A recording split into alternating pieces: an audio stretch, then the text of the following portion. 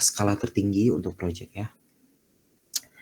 Nah, setelah debit rendah ya, tentu ada debit tinggi ya, yang disebut dengan debit banjir.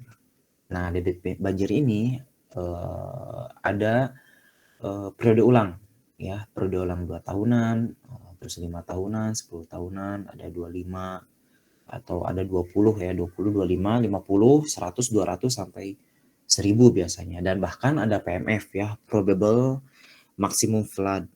Istilahnya itu tuh debit kiamat lah ya, saking jarang terjadinya debit itu. Nah, biasanya untuk desain bendungan itu menggunakan Ki PMF ya, Ki 1000 sampai dengan Ki PMF. Kalau bendung ya, kalau bendung itu Ki 100 ya. Kalau drainase biasanya Ki 10 ya, Ki 10, Ki 5 atau Ki 10 lah ya. Nah, dan sebagainya. Nah, periode ulang itu ya, jadi kemungkinan terjadinya debit ya, contohnya Ki 2 tahun, berarti kemungkinan debit itu tuh terjadi setiap 2 tahun ya, setiap 2 tahun sekali kemungkinannya. Nah, untuk yang Ki 10 berarti 10 tahun sekali ya, kalau 1000 berarti 1000 tahun sekali ya kemungkinannya. Dan kalau dihitung secara angka ya, probabilitasnya itu 1 per tahun. Misal Ki 100 berarti 1/100 ya kemungkinannya itu, jadi 0,01 ya. Ya 0,01. Kalau 50 berarti 0,02 ya, 2%. Jadi yang 100 itu 1%, yang 50 2%, dan sebagainya.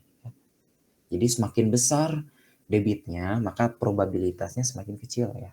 Jadi kemungkinan terjadinya sangat kecil. Oke. Nah, sebelum analisis debit banjir, kita harus menganalisis analisis frekuensi ya, menganalisis frekuensi. Jadi ini yang materi sebelum UTS ya, ada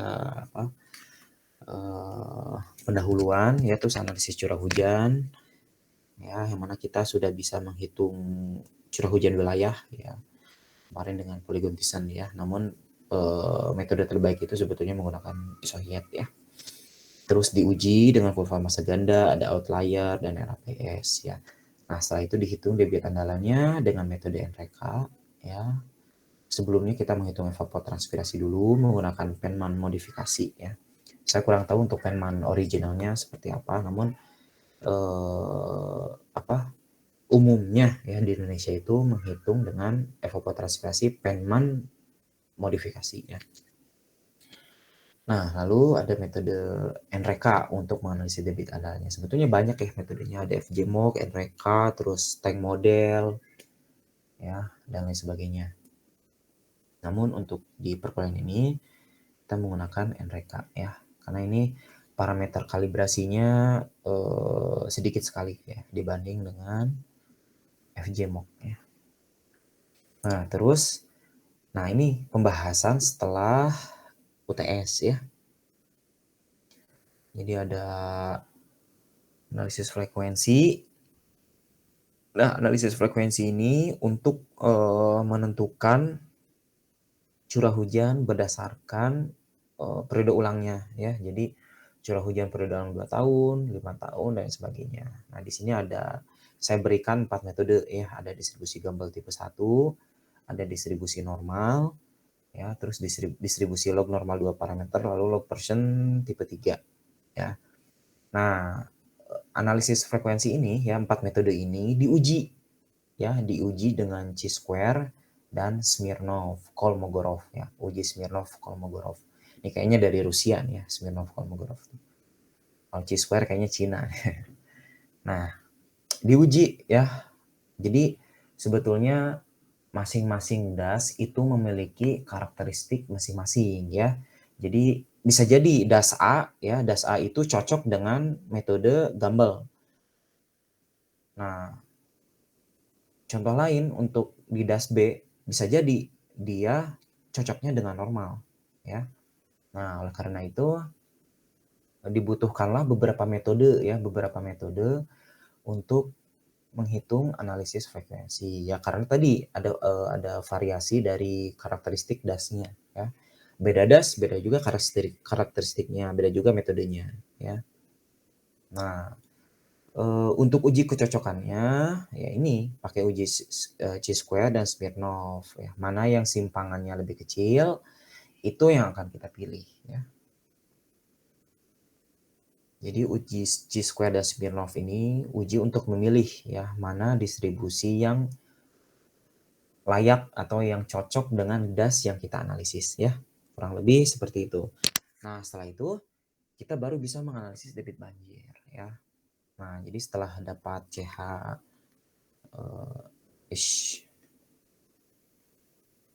periode ulang ya, curah hujan per periode ulang. Nah, setelah itu kita hitung analisis infiltrasi ya, biasanya dengan metode Mononobe ya. Mononobe. Oke. Kalau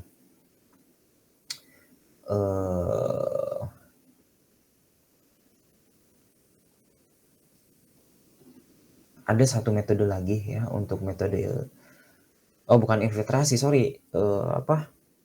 Curah hujan jam-jaman ya, sorry. Bukan infiltrasi. Jadi kalau infiltrasi itu biasanya dengan Horton ya, dengan metode Horton, atau biasanya infiltrasi ini suatu abstraksi kan, kehilangan air. Jadi bisa dengan Horton atau dengan koefisien limpasan ya. Jadi koefisien limpasan itu kan berarti ada abstraksi ya. Misal koefisien limpasannya itu 0,5, berarti abstraksinya itu 0,5 ya. Kalau C-nya 0,9 berarti abstraksinya 0,1 ya. Jadi abstraksi ini bisa direpresentasikan dengan infiltrasi atau bisa juga dengan koefisien limpasan ya, C atau CN-nya Schneider nanti ya untuk di metode-metode di bawah. Tapi kita hanya membahas SCS, Takayasu dan Gamma 1 dan ITB ya.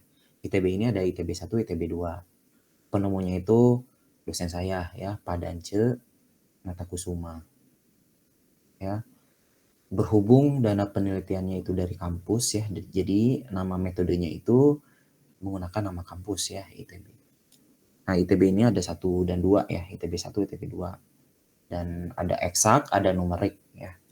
Cuman kita nggak akan sedetail itu ya, kita nggak akan bahas sedetail itu. Oke, nah tadi ya sudah infiltrasi, baru curah hujan ini kita buat jam-jaman dengan metode Mononobe ya, biasanya dengan Mononobe. Atau ada juga metode gamma ya. Kalau Mononobe itu biasanya dia besar di awal ya. Jadi ini T, ini CH ya, curah hujan. Jadi seperti ini. Nah, jadi Mononobe itu biasanya dia bukan biasanya ya, sudah pasti besar di awal ya, jadi kesininya kecil. Kalau gamma enggak ya. Kalau gamma itu di awal rendah ya, di awal rendah terus di tengah baru tinggi. Nah, baru rendah lagi. Nah, jadi mirip hidrograf ya. Nah, ini gamma ya. Nah, sebetulnya yang lebih cocok metode terhadap daerah kita, khususnya di Indonesia ya, itu cocoknya dengan metode gamma ya, karena biasanya hujan di awal tuh kecil kan, biasanya di kita tuh hujannya kecil, di tengah gede, baru kecil lagi ya. Nah, tapi lebih banyak menggunakan Mononobe ya. Saya juga heran, seharusnya dengan menggunakan gamma ya. Tapi nanti kita coba saja untuk menggunakan Mononobe ya, karena mungkin dari segi formula lebih simpel ya. Dari formula lebih simpel dibanding dengan gamma ya. Nah, setelah dibuat curah hujan jam-jaman, baru kita menghitung debit banjir ya dengan metode SCS, Nakayasu, Gamma 1 dan ITB ya, ITB 1 dan 2 biasanya. Nah, sekarang kita ke distribusi Gabel dulu ya. Nah, ini tadi saya sudah bahas sedikit ya bahwa sistem hidrologi ini ada Kak.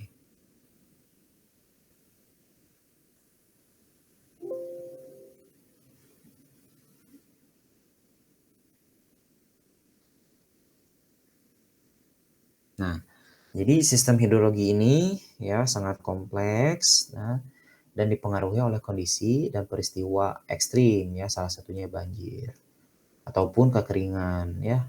Kekeringan dan banjir ini salah satu contoh hidrologi ekstrim ya. Nah, ini ya, peristiwa ekstrim ini berbanding terbalik dengan frekuensi ya, dengan frekuensi dan probabilitasnya ya. Jadi semakin besar nilai debitnya, maka frekuensinya semakin kecil dan probabilitasnya semakin kecil. Apa itu frekuensi? Frekuensi itu seringnya terjadi suatu kejadian ya. Jadi seberapa sering suatu kejadian itu terjadi ya. Seberapa sering suatu kejadian itu terjadi ya. Jadi semakin besar frekuensinya berarti semakin sering terjadinya ya. Semakin kecil frekuensinya berarti semakin kecil terjadinya ya.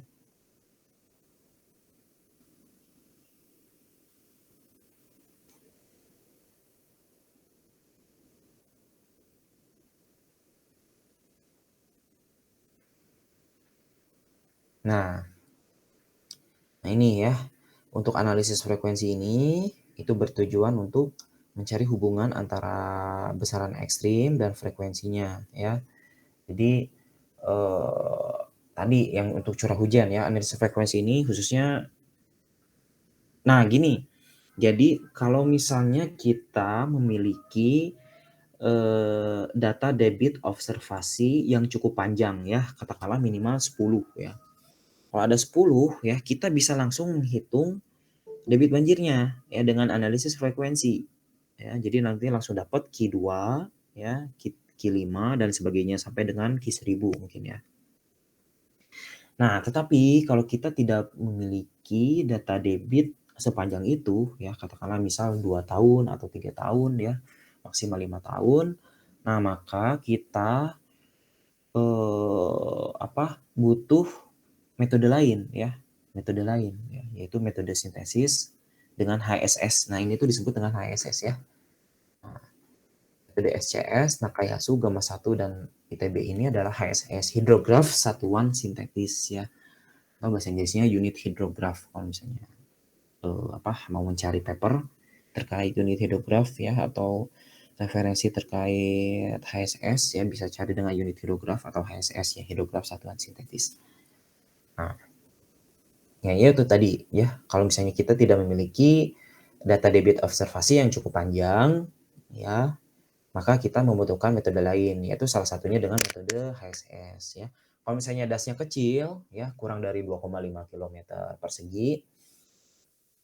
Nah, ini perlu digarisbawahi bahwa pengkategorian das kecil itu ada bermacam-macam ya, ada yang 2,5, ada yang 5 ya. Cuman kalau berdasarkan buku Bambang Triatmojo ya, terkait hidrologi terapan, yang berjudul hidrologi terapan, itu das kecil itu 2,5 km persegi kalau nggak salah ya, kurang dari 2,5 km persegi itu masuknya das kecil. Nah, kalau das kecil itu kita bisa hitung dengan metode rasional ya, CIA itu. Jadi Q sama dengan CIA.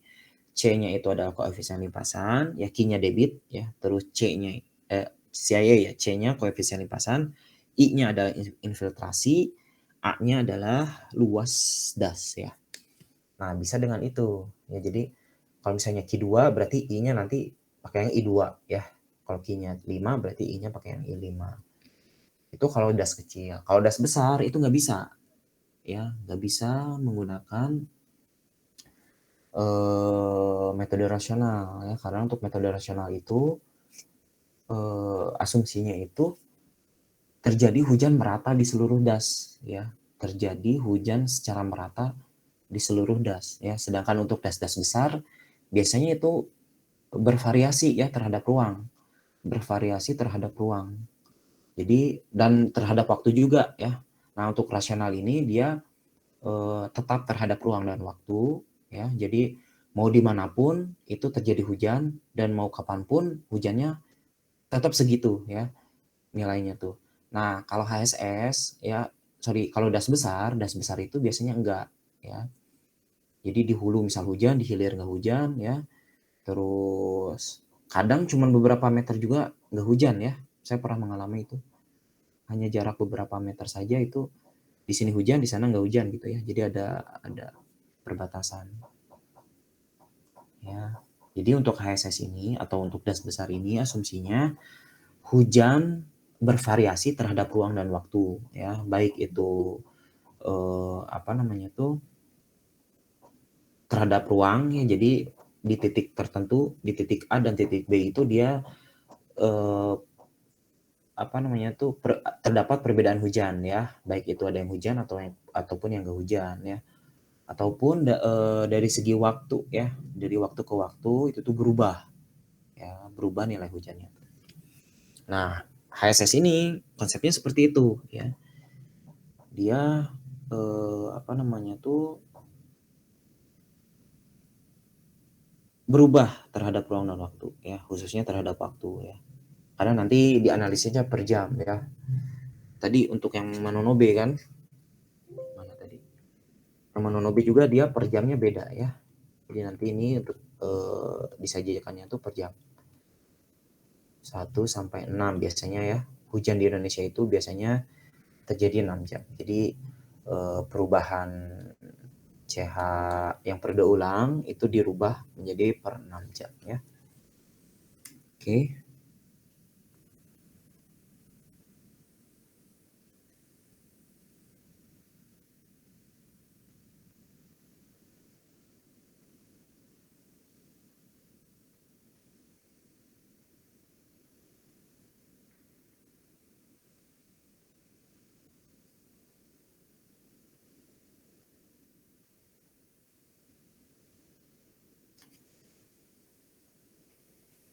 Nah, ini apa? Untuk metode distribusi Gumbel, ya. Nah, untuk metode Gumbel itu ada faktor frekuensi K. Ya, dikenal dengan frekuensi K, faktor K, ya, yang mana karena ini rumusnya ini, ya, YT per YN dibagi SN. Nah, YT-nya itu minus ln dikali ln T kurangi 1 dibagi T, ya. T ini adalah periode ulang. Jadi kalau misalnya periode ulang 2 tahun berarti 2, ya. Kalau 5 berarti 5 ininya. Ya, YT ini adalah variabel Y, ya. Kalau YN rata-rata nilai Y-nya, ya. Kalau SN ini standar deviasi normal, ya, standar deviasi normal. Kalau X, nah ini variabel acak, ya, dengan periode ulang T tahun. Ya, nanti untuk X ini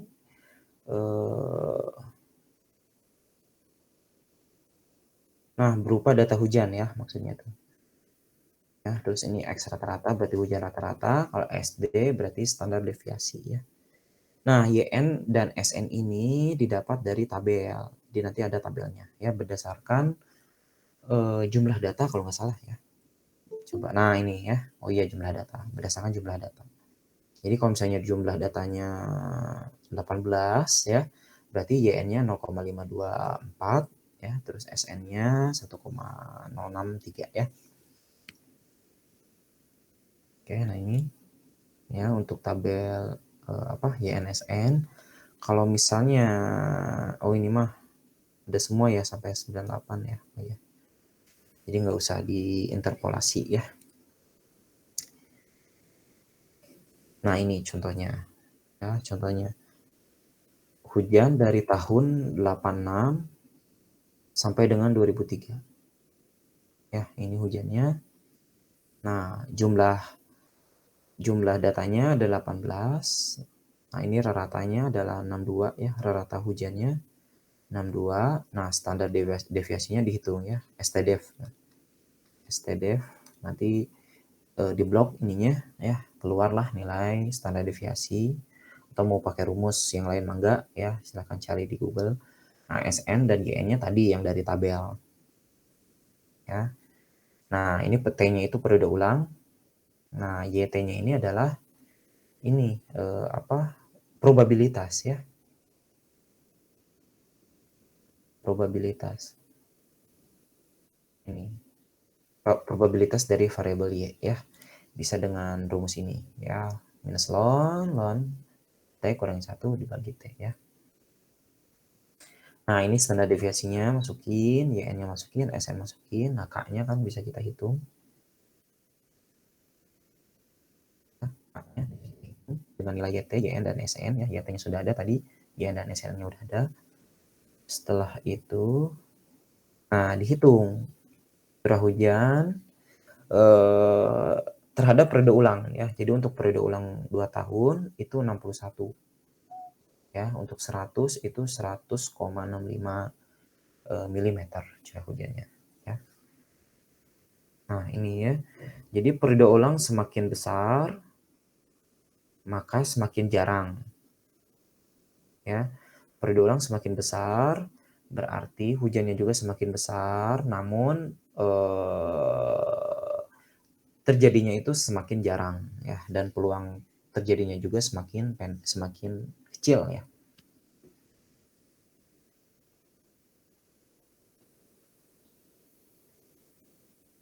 Oke, ada pertanyaan?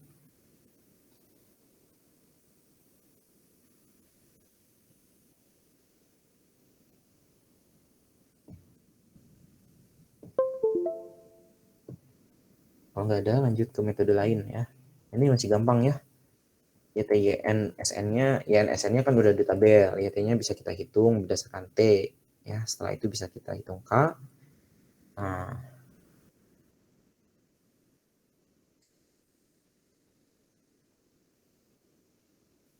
7 tahunan nggak ada, jarang biasanya. Nah, ini 2, 5, 10, 20, 25, 50, 100, 200, 500, dan 1000 biasanya. Tambah dengan PMF.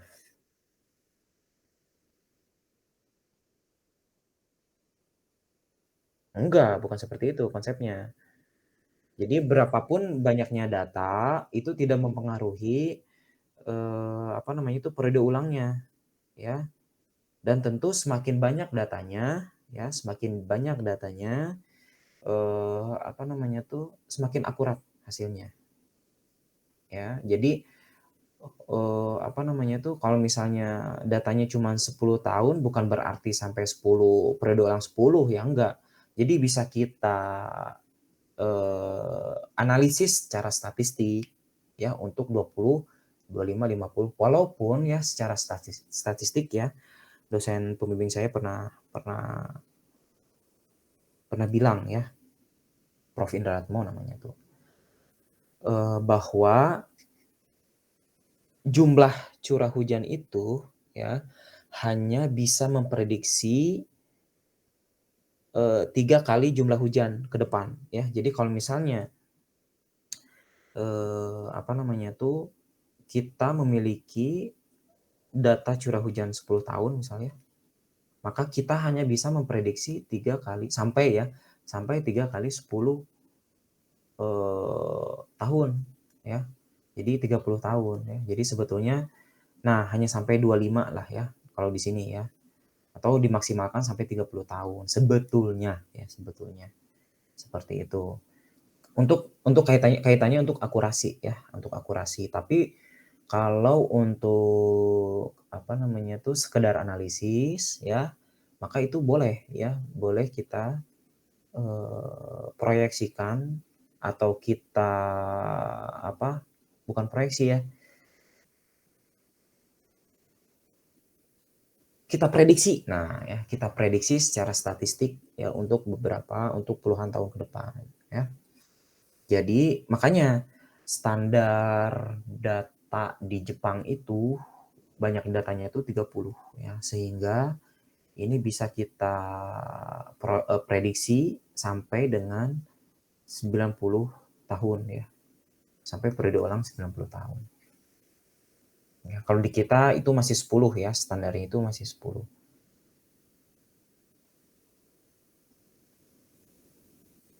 Oke. Nah, ada lagi pertanyaan? Jadi ini ya, sebetulnya ya banyaknya data ini apa namanya tuh berpengaruh terhadap akurasi ya. Sekali lagi kalau dalam konteks akurasi ya, maka jumlah data itu sangat berpengaruh terhadap hasil ya. Tapi ya kalau misalnya terdapat apa namanya tuh, keterbatasan data ya, terdapat keterbatasan data, maka tetap kita bisa menghitung dan memprediksi beberapa puluh tahun ke depan, namun akurasinya kecil ya. Bukan kecil ya, tidak sebesar data yang banyak ya. Nah, jadi sekali lagi, walaupun datanya 10 tahun, itu bisa kita prediksi sampai dengan 100 ya. Walaupun probabilitasnya, bukan probabilitas ya, akurasinya tidak besar ya. Oke. Nah, yang kedua distribusi normal.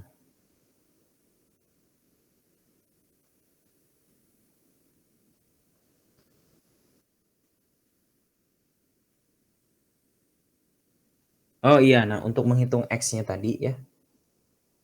Nah, ini 61 ini didapat dari rumus ini ya. Nah, X sama dengan X rata SD kali K ya. Jadi X sama dengan X rata ditambah SD dikali K ya. Gitu. Oke. Nah, sekarang distribusi normal ya. Distribusi normal. Sama ini juga ada faktor koreksi ya. Cuman ini faktor koreksinya sudah ada di tabel. Ya. Sudah ada di tabel. Nah, untuk X ini curah hujan ya, curah hujan periode ulang, ini curah hujan rata-ratanya. Nah, ini standar deviasi sama ya. Nah, ini faktor koreksinya ini ada di tabel ya. Jadi kalau misalnya periode ulang 2 tahun ya, berarti K-nya 0 ya. K-nya 0. Kalau 2,5 berarti 0,25 ya. Kalau 5 berarti 0,84 K-nya ya. Oke, nah ini bisa langsung dihitung saja ya.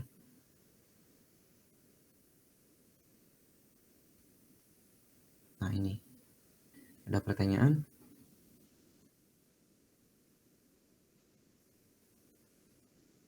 Bukan, faktor koreksi. Jadi, apa namanya tuh, di sini ada kalau misalnya di perhitungan beton ya, perhitungan beton itu pasti ada faktor reduksi ya.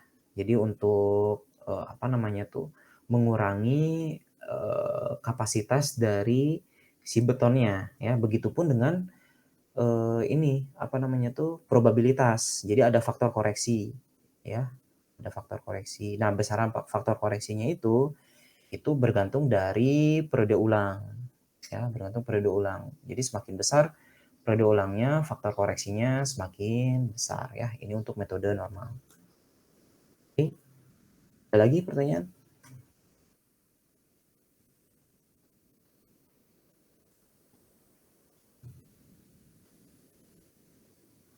Pak, mohon maaf Pak. Ya, gimana? Itu untuk curah hujannya kita pakai curah hujan maksimal apa curah hujan rata-rata Pak ya? Maksimal harian ya. Jadi misalnya dalam tahun 86 ini ya, dalam tahun 1986 ya, tertingginya itu adalah 61,03 mm ya.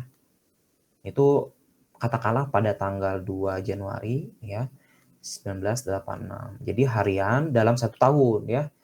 Curah hujan maksimal ya, curah hujan maksimal harian ya, curah hujan harian maksimal dalam 1 tahun ya. 1 tahun. Oke. Nah, tentu ini sudah melalui proses analisis curah hujan wilayah ya. Nah, itulah kenapa saya menyarankan Anda untuk menganalisis debit andalan per hari ya. Jadi apa namanya itu curah hujan wilayahnya itu per hari ya. Itu karena agar bisa digunakan untuk menganalisis debit banjir ya. Jadi tidak usah menganalisis curah hujan wilayah lagi ya, karena sudah kita analisis di debit andalan ya yang per hari itu. Oke. Jadi nanti apa namanya itu? Oke, Pak, terima kasih. Ya.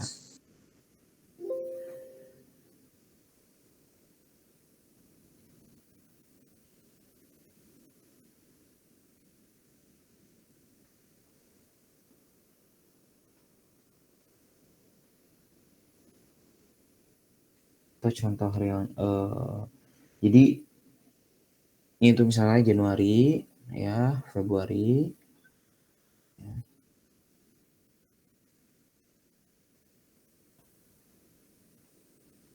Nah, Desember, terus ini tanggal 1 sampai dengan 31 ya.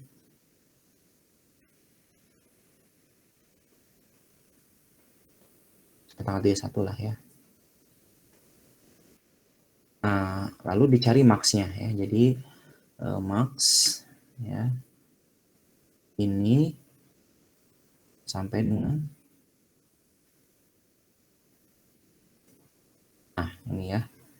Gini. Atau kalau misalnya sudah disusun secara vertikal ke bawah ya, itu enak pakai pivot ya, yang di pivot itu. Di pivot terus nanti di set value-nya ke max ya. Bisa langsung kelihatan nanti nilai maksimalnya. Oke.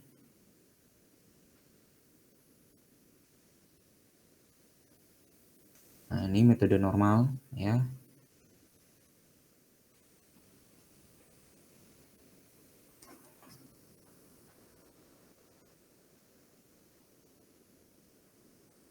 Nah, jadi ini periode ulang, P-nya itu ada probabilitas ya, probabilitasnya itu adalah seperti ya. Kalau misalnya 100 berarti 1/100 ya, 0,01. Ini X ratanya, ini K-nya yang dari tabel tadi, ya, terus ini standar deviasinya, baru bisa kita hitung nilai curah hujan periode ulangnya ya.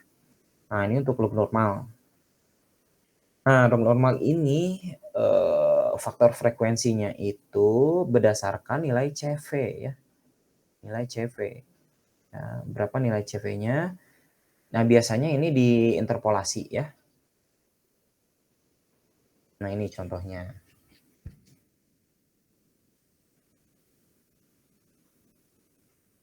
Nah, ini CV itu suatu koefisien ya, koefisien rasio terhadap standar deviasi dan apa namanya tuh curah hujan rata logaritmanya ya. Jadi dihitung lognya ya.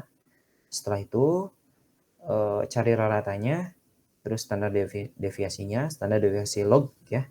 Nah, itu maka CV-nya bisa kita hitung jadi 0,0356 ya. Jadi ini standar deviasi ini ya. Ini dibagi dengan ini ya. Jadi 0,06 dibagi dengan 1,8 lah ya. Nah, didapatlah 0,0356.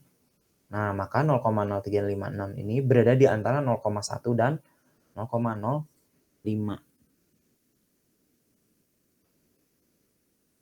Sebentar. Oh, bukan di antara ya, lebih kecil ya. Lebih kecil dari 0,05 ya. Jadi bisa kita interpolasi berdasarkan 0,5 dan 0,05 dan 1 ya. Nah, ini ya.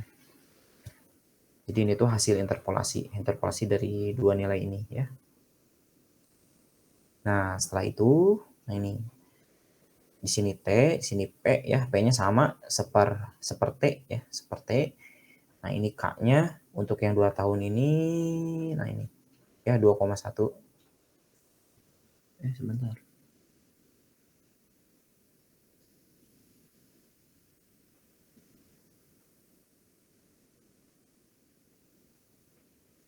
Oh, 2 ini ya, sorry.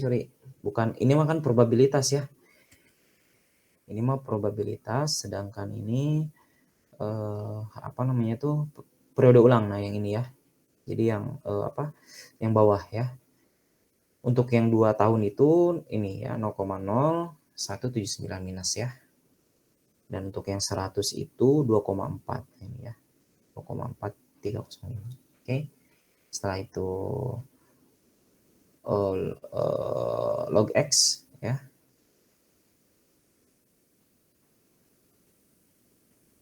Nah, log X ini bisa kita hitung dengan formula ini ya. X log rata ya ditambah standar deviasi log dikali dengan K ya. Setelah itu untuk mendapatkan X-nya itu ini ya 10 pangkat log X ya. Oke, ada pertanyaan?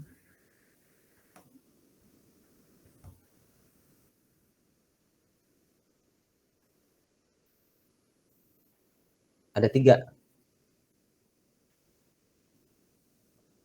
Ya, interpolasi, interpolasi, diinterpolasi. Jadi yang diambil yang kuning ini ya. Kalau 0,5 dan 0,1 ini berdasarkan data. Ya, berdasarkan data yang tabel ini ya. Nah, yang tabel ini setelah itu nilai yang akan kita ambil itu yang ini, yang kuning ya. Nah, diinterpolasi berdasarkan nilai CV-nya. Ya. Jadi kalau nilai periode ulang 2, nah ini kita interpolasi berdasarkan nilai ini dan ini ya. Begitupun dengan 5, kita interpolasi terhadap ini dan ini ya.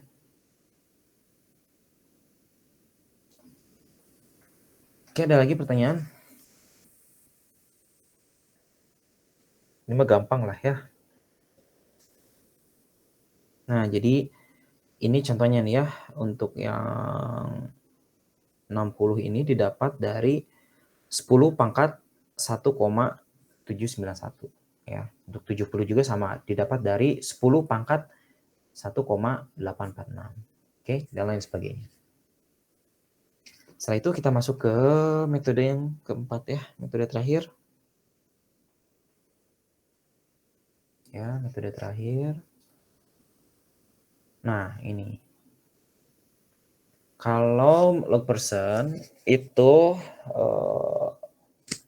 ditinjau dari koefisien kemencengannya ya, CS atau coefficient of skewness ya. Nah, ini juga sama, sudah ada tabelnya ya, sudah ada tabelnya. Terus nanti diinterpolasi ya.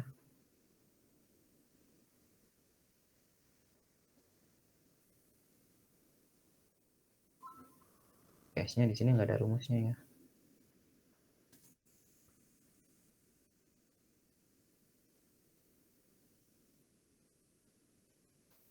Sebentar. Ini saya tambahkan dulu ya. Untuk mencari CS ya. CS.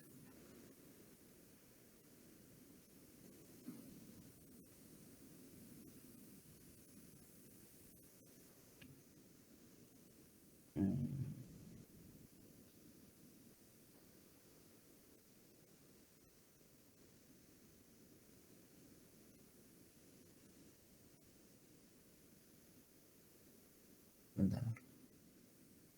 Ish.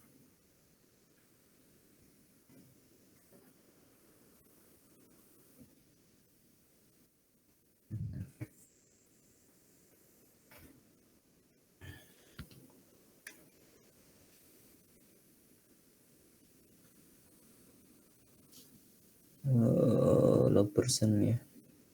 Log person. Ini CS-nya itu SKEW. Skewness ya.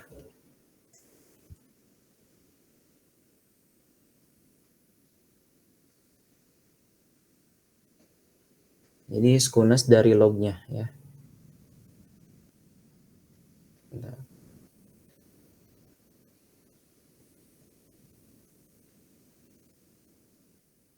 Sebetulnya secara statistik juga ada rumusnya, sudah ada rumusnya. Tinggal cari aja di Google ya. Cuman cara simpelnya ya di Excel aja ya, pakai formula SKEW ya.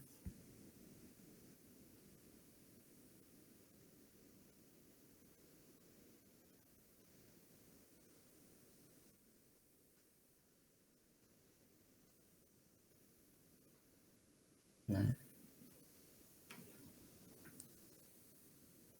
S sama dengan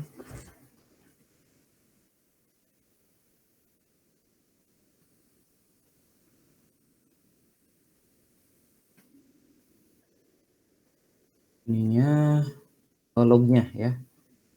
Jadi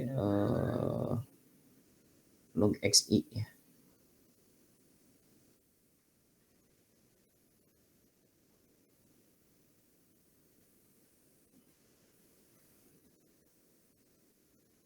Log xi.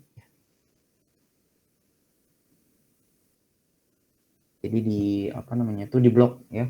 Di blok dari 1,69 sampai dengan 1,95 ya. Akan didapatlah koefisien CS-nya. Ya.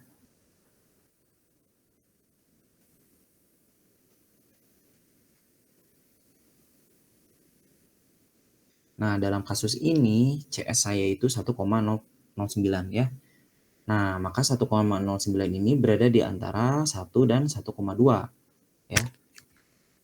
Berada di antara 1 dan 1,2 ya. Setelah itu kita interpolasi ya.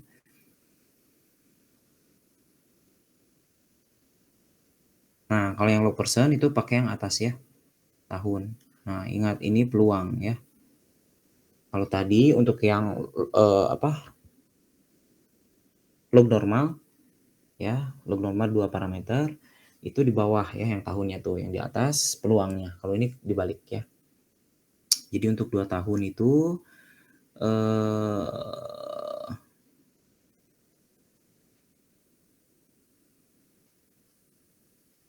oh di sini nggak ada hasilnya ya, langsung di sini berarti.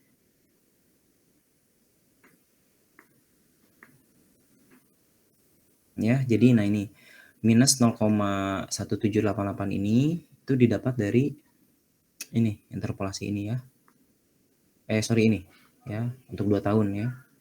Jadi di antara 0,164 dan 195 ya, cocok ya. 0,17 ini berada di antara ini, dua nilai ini. Ya, untuk yang 100 juga sama. Di sini 3,08, yang 100 nah ini. Nah, berada di antara ini ya, 3,08. Oke. Nah, untuk mencari log X-nya juga sama ya. Log X-nya juga sama, cuman di sini pakai yang G ya. G atau K sama aja sebetulnya ya, cuman beda simbol saja ya. Untuk X-nya nah baru sama ya, 10 pangkat log X sama juga ya. Jadi 60 ini adalah 10 pangkat 1,78. Oke. Ada pertanyaan? Simpel lah ya.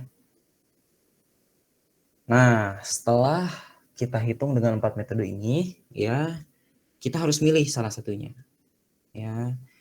Metode untuk pemilihannya itu dengan metode uji chi-square dan Smirnov-Kolmogorov. Nah, ini.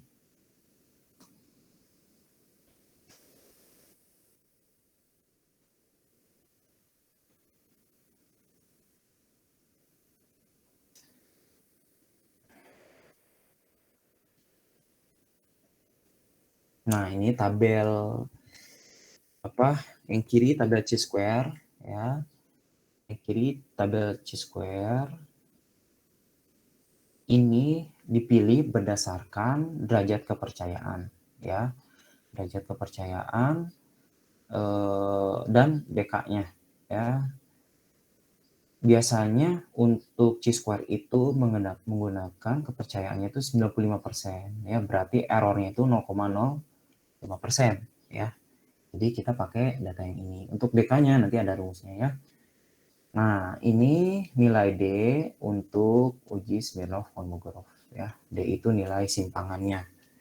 Nilai simpangan minimum ya. Ini juga sama, nilai simpangan minimum ya. 7,815 untuk yang chi-square ya. Untuk yang Kolmogorov ya, ini berdasarkan nilai N ya, jumlah data. Saya 18 kan, berarti ini ya pakai yang kesalahannya itu atau errornya itu 5% ya. Jadi 0,309 ya. Oke. Nah, ini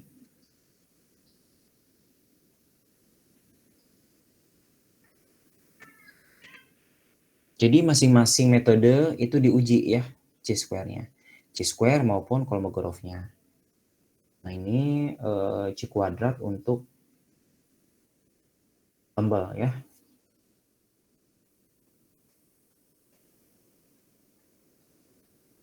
Nah, pertama ini jumlah data ya. Nah, ini jumlah kelas, ini udah ada rumusnya. Jumlah kelas ya, dihitung, udah ada rumusnya. Setelah itu hasilnya 5,17, lalu kita bulatkan ke atas. Ya, bulatkan ke atas jadi 6. Ya, jadi kita akan membagi menjadi 6 kelas. Nah, ini ya 1 2 3 4 5 6. Tapi sebelum ke sini kita sini dulu ya.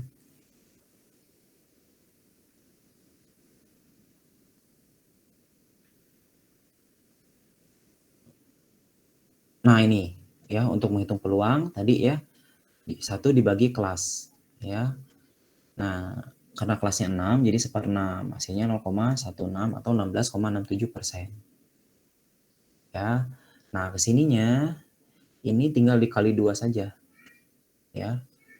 Jadi ini adalah 33 itu adalah 16,67 dikali 2 ya. Terus ini dikali 3, ini kali 4 kali 5 ya.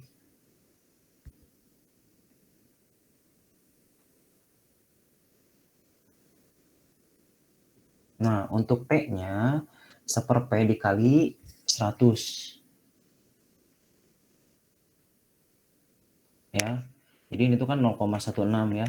Dibagi 1/0,16 dikali 100. Jadi 6.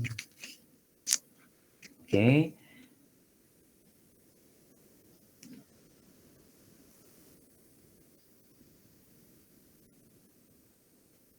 Nah, nilai YT-nya itu dari yang sebelumnya ya. Nah, ini ya, nilai YT ini dari sini ya. Oke.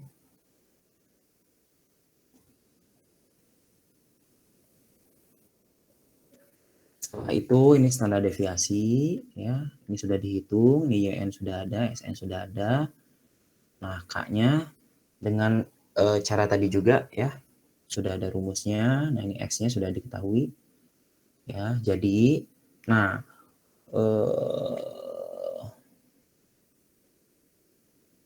kita urutkan ya. Kita urutkan dari yang terkecil sampai terbesar. Nah, ini.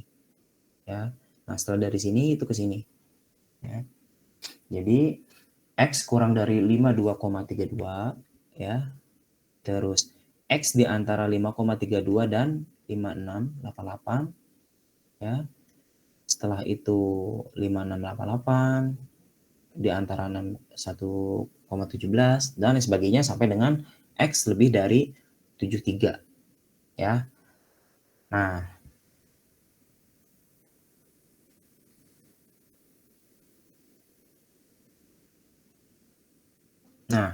untuk OF-nya ya banyak jumlah datanya ya. Jadi seberapa banyak data curah hujan yang kurang dari 52?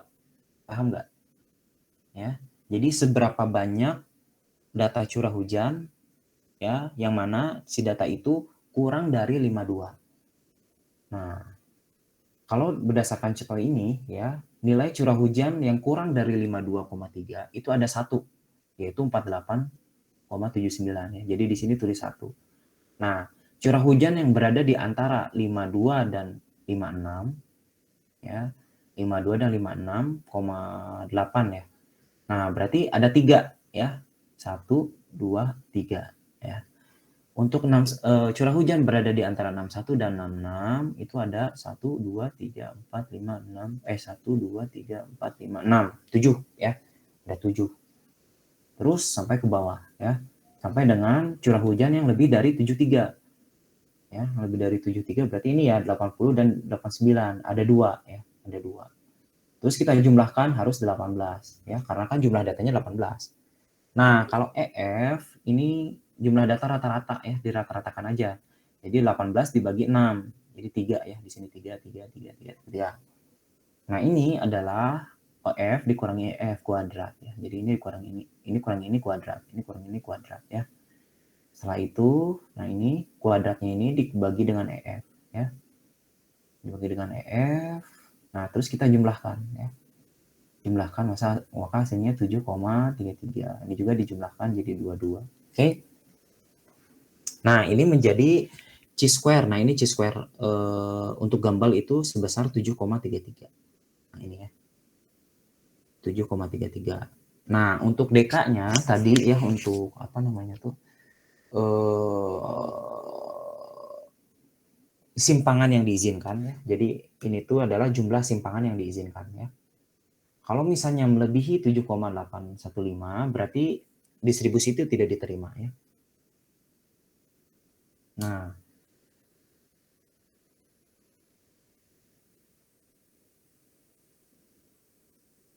Nah, ini ya.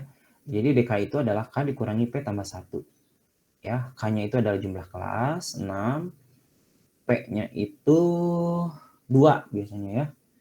Biasanya 2 dan jadi ditambah 1 ya. Jadi 6 kurangi 2 tambah 1, 3, 6 kurangi 3, 3 ya. Jadi DK-nya 3. Ya. Nah, ini DK-nya 3, terus derajat kepercayaannya 95% atau errornya 0,05%, berarti nilai apa namanya tuh, simpangan minimalnya adalah 7,815 ya. Nah, ini berhubung 7,33 ini lebih kecil dari 7,815, berarti distribusi dapat diterima. Oke, ada pertanyaan?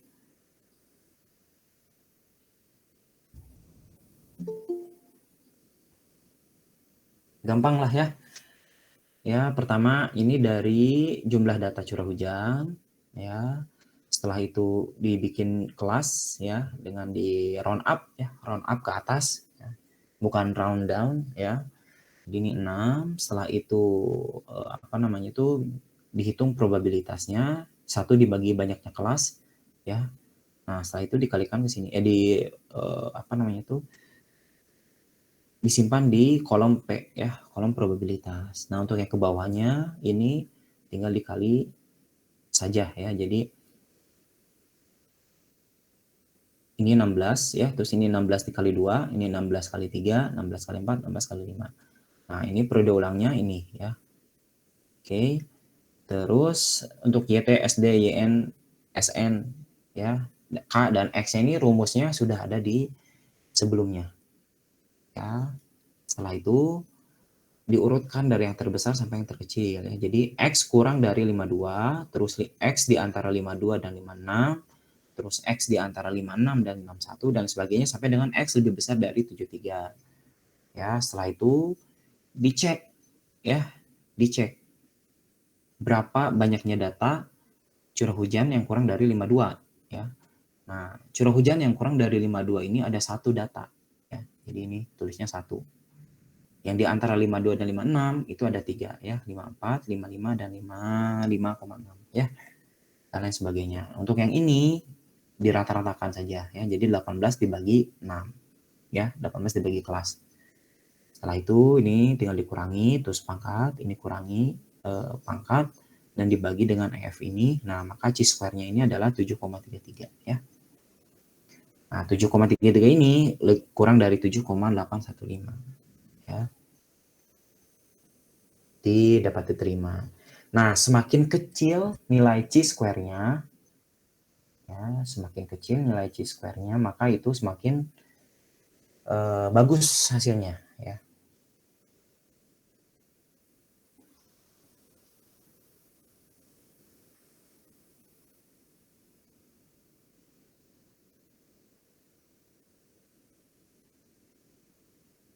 Nah, ini simpangannya besar tuh karena nah ini nih. Apa 56 sampai 61-nya itu ada 7 ya. Sedangkan batas minimalnya itu adalah 3 ya. Batasnya itu 3. Ya, jadi kalau misalnya ini 3 semua berarti 0 kan? Di sini 0, 0 berarti chi-square-nya 0 ya. Berarti bagus itu. Nah, semakin kecil nilai chi-square-nya semakin bagus ya. Ada pertanyaan? Kalau nggak ada kita lanjut ke Smirnov, Kolmogorov ya.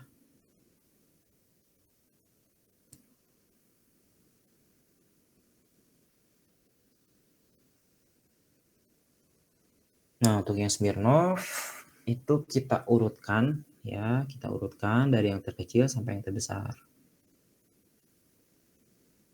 Ya. Setelah itu apa namanya tuh kita hitung SN atau SN di Smirnov-Kolmogorov itu adalah probabilitas ya. Nah, probabilitasnya itu menggunakan formula Weibull ya. Jadi formula Weibull itu adalah ini ya. 1 dibagi 18 tambah 1 ya. 18 tambah 1 untuk yang baris ini, baris 1 ya. Kalau baris 2 berarti 2, 18 tambah 1. Baris 3, 3, 18 tambah 1 ya. Jadi apa namanya tuh nomor I ya per N tambah 1 ya. Ini Weibull. Oke. Setelah itu YT. Nah, YT ini ya berdasarkan tabel ini ya.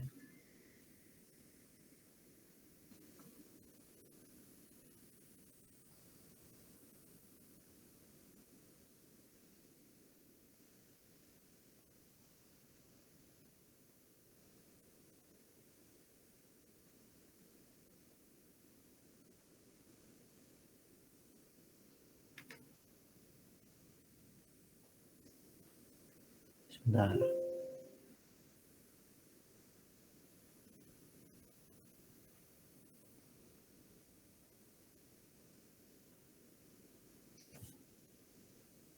Uji Smirnov gambar ya.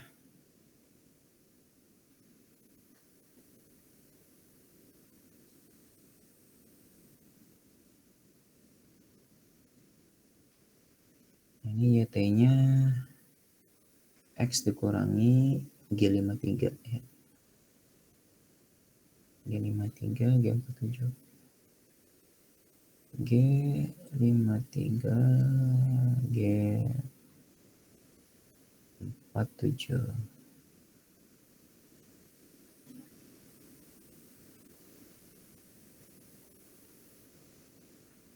Oh ini ya. Oh iya, dari rumus yang sama ya.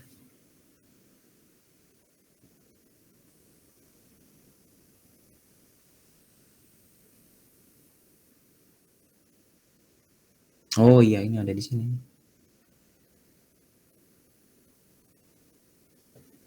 Nah, ini ya, nilai YT itu dari sini ya.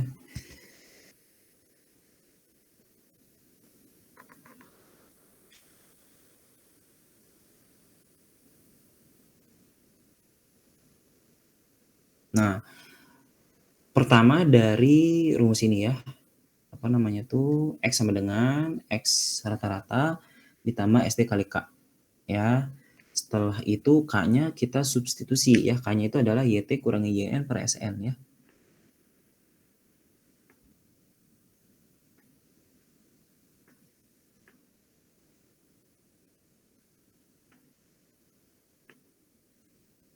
Nah, setelah itu kita masukkan ya nilai SD, YN, dan SN-nya ya, dan juga X rata-ratanya. Ya. Setelah itu bisa mencari YT-nya ya. Oke.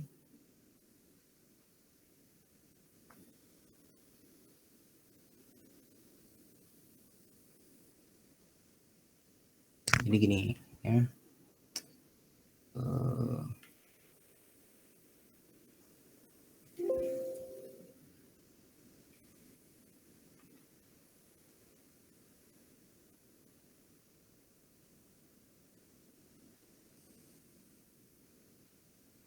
Copy paste.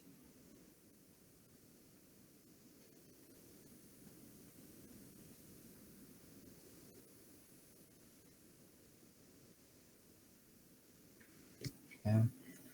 Tadi itu X sama dengan X rata ya ditambah SD dikali K ya. Nah, K-nya kita masukin jadi X SD dikali YT per YN dibagi SN ya. Nah, SD-nya kan sudah ada nilai ya. X sama dengan ditambah SD ya kali YT per SN ya dikurangi SD YN per SN ya. Nah, ini kan udah ada nilai nih. Ya. Ini udah ada nilai. Ya, ini udah ada nilai. Nah, ini udah ada nilainya. Ya, nah SD per SN itu ya. Nah, ini SD per SN itu 9,32 ya.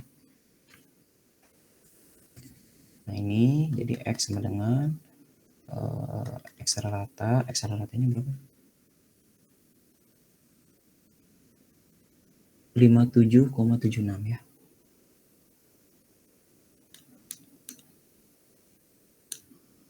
57,76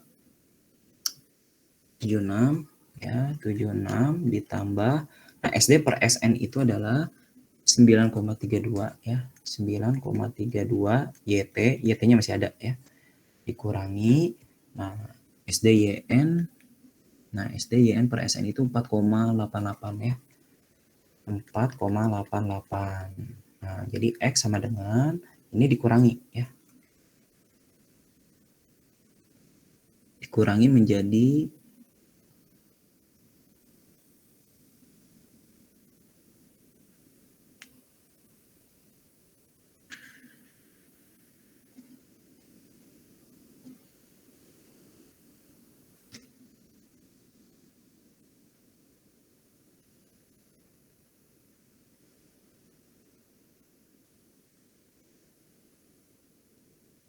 X ratanya itu bukan 57 ya.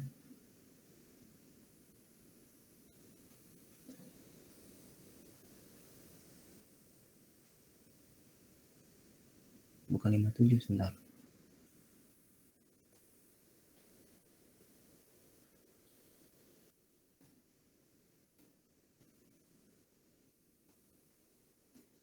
Nah, 62 ya. 62, 63 ya. 62, 64 lah ya.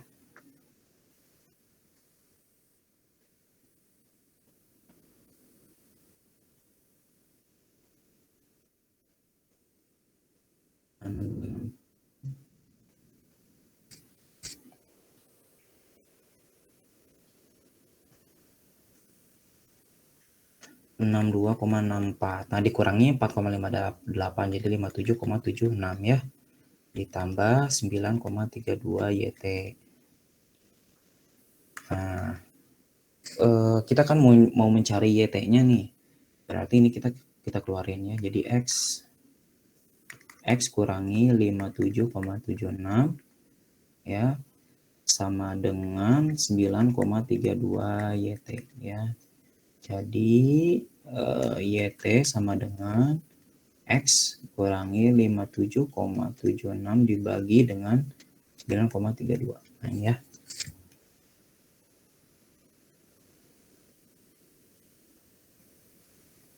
Nah, ini ya. Jadi X dikurangi ini dibagi dengan 9 ya.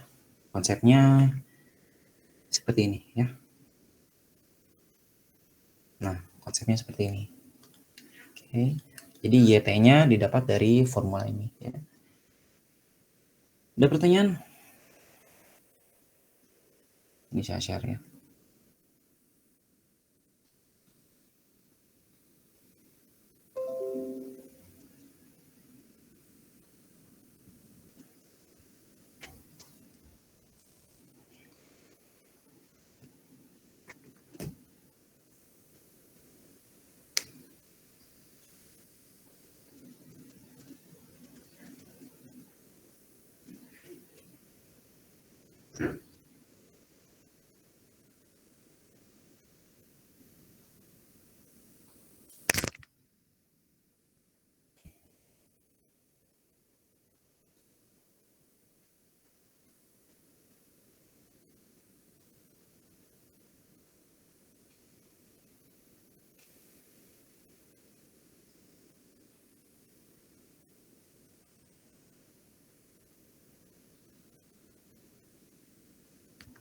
Aduh, lama ini loadingnya.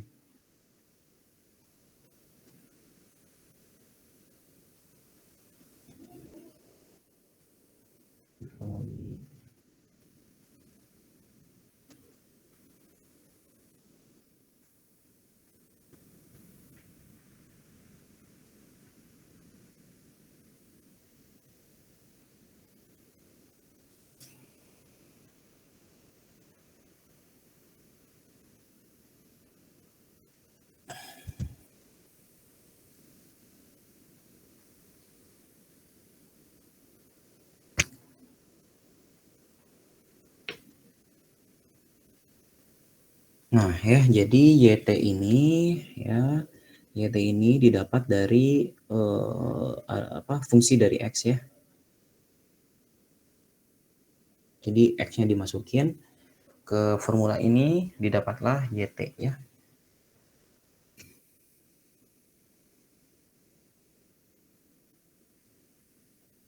Nah, setelah mendapatkan YT ya, YT, nah ini kita keluarin dulu YT-nya ya. Kita keluarin. Nah, setelah itu cari ya eksponensial ya, eksponensial pangkat YT-nya. Ya, eksponensial pangkat YT-nya. Terus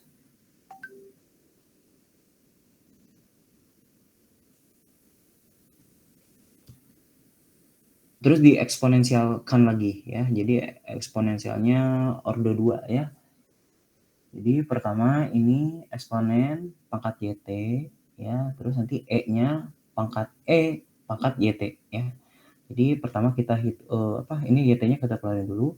Terus ini kita pangkatkan terhadap E ya. Jadi E pangkat YT, setelah itu nah E pangkat ini ya.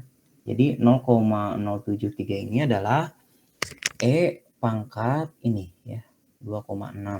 Oke, ini juga sama 2,56 itu adalah E pangkat 1,38 ya. Oke. Nah, setelah itu untuk mencari TR ya, TR itu ini rumusnya ya. 1 dibagi 1 kurangi ini ya. Jadi kalau 0,96 berarti TR-nya tuh 1 dibagi 1 kurangi 1 kurangi ini ya 0,07 ya.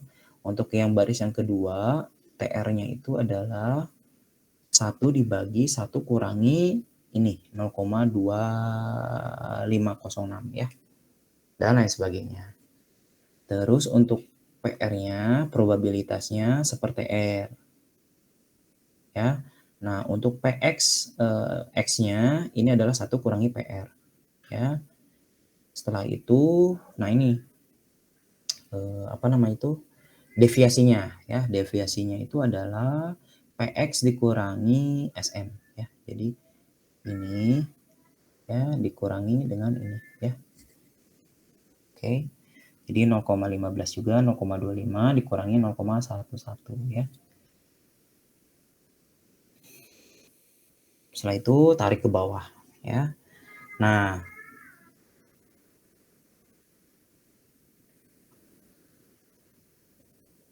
ini kan sudah dihitung nih rata-rata. Oh, ini udah ada di sini ya.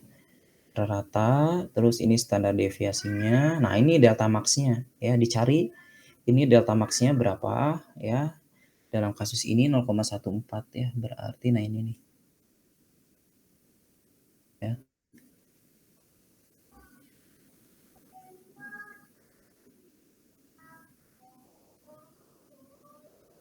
Sorry di jumlah kalau nggak salah gitu ya.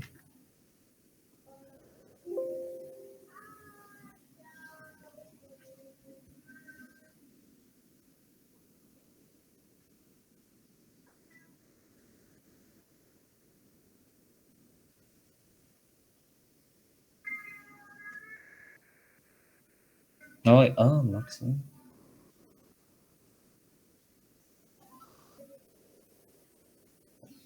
Oh iya, maksnya ya. Oh, ini berarti bukan itu ya. Ini maksnya nih. Apa? Nah, ini 0,15 ya. 0,145 dibulatkan jadi 0,15. Nah, setelah itu dicek terhadap delta izin ya. Delta izinnya tuh nah dari sini ya, banyaknya data 18 dengan errornya itu adalah 0,309 ya. Nah, dikarenakan delta max-nya ini kurang dari delta izin, maka dapat diterima ya. Oke, nah begitupun untuk yang metode lainnya juga sama ya, kurang lebih sama.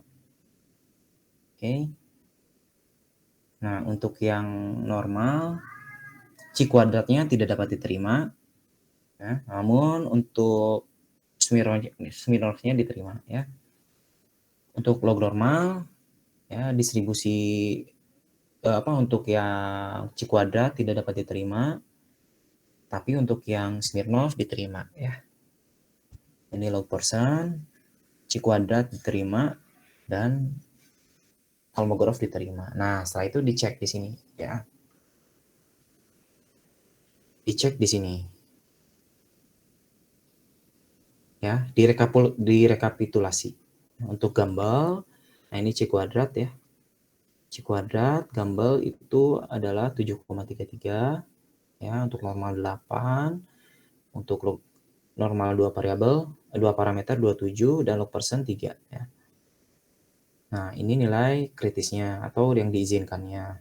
Ini juga sama yang diizinkannya ya, ini memenuhi, tidak memenuhi ya. Yang jelas ini untuk yang normal dan normal 2 parameter ini tidak masuk kategori ya, tidak masuk kategori. Nah, tapi tetap kita harus cari dulu simpangannya ya, errornya. Nah, untuk yang Gumbel ini, nah ini kan semakin mendekati nilai kritis, berarti errornya semakin besar ya. Jadi semakin besar nilai C kuadratnya, berarti semakin besar errornya ya. Nah ini menghitungnya tuh 7,33 dibagi dengan 7,85 ya, dikali 100 ya. Nah ini menjadi persen ya, 93% kesalahannya tuh ya. Untuk yang normal itu 102% ya, untuk log normal 2 parameter 350%, dan untuk yang log persen itu 42% ya. Jadi kesalahannya itu yang paling kecil ini adalah log persen ya, untuk yang C kuadrat. Oke. Nah, untuk yang Kolmogorov yang paling kecil itu log persen juga ya. Nah,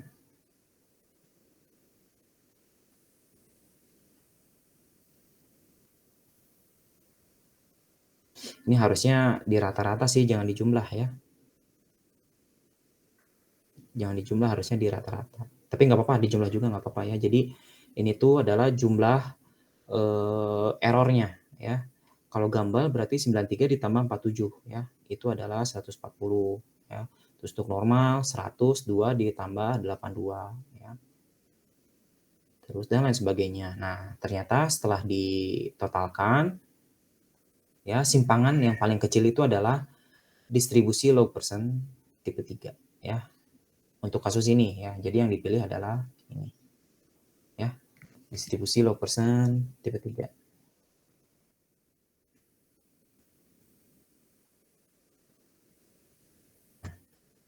Nah, ini ya. Jadi yang akan kita hitung untuk debit banjir itu adalah ini ya. Oke, ada pertanyaan?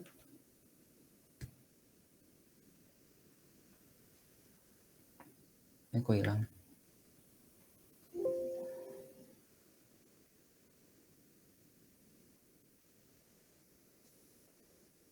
Nah, nanti untuk metode lain ini tuh ada perbedaan sedikit ya terkait Ujici dan Kolmogorov. Untuk berbagai metode ini agak sedikit berbeda ya untuk masing-masing metodenya. Nanti minggu depan akan saya bahas ya. Saya bahas chi-square untuk metode lainnya ya, untuk normal, log normal, sama log persen ya. Oke.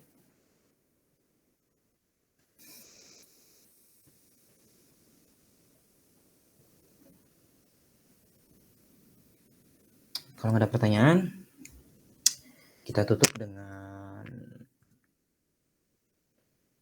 doa akhir majelis ya. Subhanakallahumma wa bihamdika asyhadu an la ilaha illa anta astaghfiruka wa atubu ilaik.